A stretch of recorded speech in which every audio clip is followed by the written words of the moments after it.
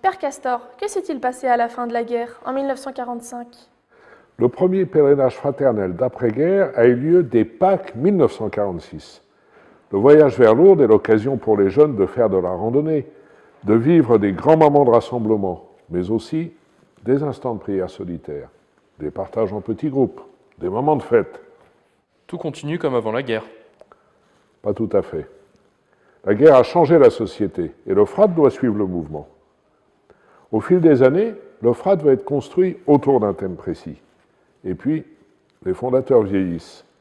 L'abbé Caillet, qui a fondé l'Euphrate en 1908, sera présent à tous les rassemblements jusqu'en 1965.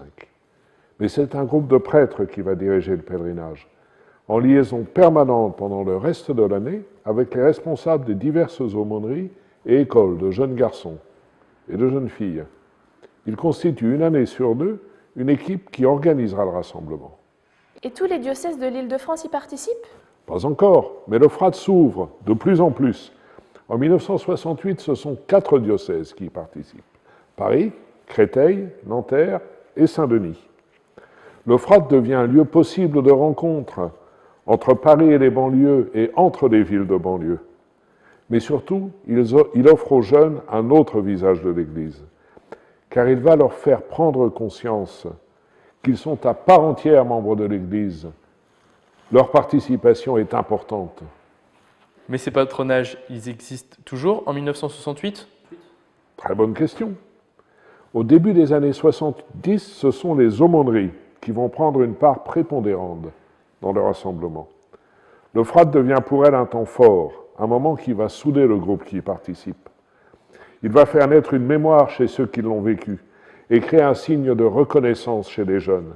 Avoir fait l'Euphrate, être un frateux, c'est un langage codé pour ceux qui y sont allés. Les jeunes qui s'y retrouvent y apportent l'air du temps, et notamment celui des grandes idées de leur époque. Par exemple, en 1970, les jeunes adapteront un slogan scandé en 68 pour célébrer la fin du Frate. Ce n'est qu'un début, l'Euphrate ça continue, ce n'est pas fini, l'Euphrate c'est pour la vie. Les grandes idées de l'époque, mais l'Euphrate n'est toujours pas mixte. Justement, c'est à ce moment-là que se pose la question de la mixité. Les écoles, collèges et lycées sont mixtes depuis longtemps. Est-il encore nécessaire de séparer le Frate des garçons de celui des filles? De même en ce qui concerne la tranche d'âge, 13-20 ans, elle apparaît inadaptée. Il devient nécessaire de modifier le contenu du Frate sans pour autant oublier le fil conducteur qui lui donne son identité. Faire se retrouver des jeunes d'Île-de-France pour qu'ils vivent entre eux un temps d'église privilégié. Mais les avis sont partagés, les pédagogies aussi. Enfin, il faut trancher. C'est le cardinal Marty, alors archevêque de Paris, qui lance l'impulsion. En 1978, le premier Frate mixte est créé. Pas trop tôt. Et ce n'est pas tout. On décide également de scinder la tranche d'âge en deux. Les années impaires, les 13-15 ans se rendront à Jambeville, la propriété des scouts de France, et les années paires, les 16-18 ans, continueront de descendre à Lourdes. Alors, en quelle année eut lieu le premier Frate de Janville? En 1979 et en 1980, les 8 diocèses se rassemblent pour la première fois à Lourdes. Et ensuite? Ensuite, soyez patients, on verra ça demain.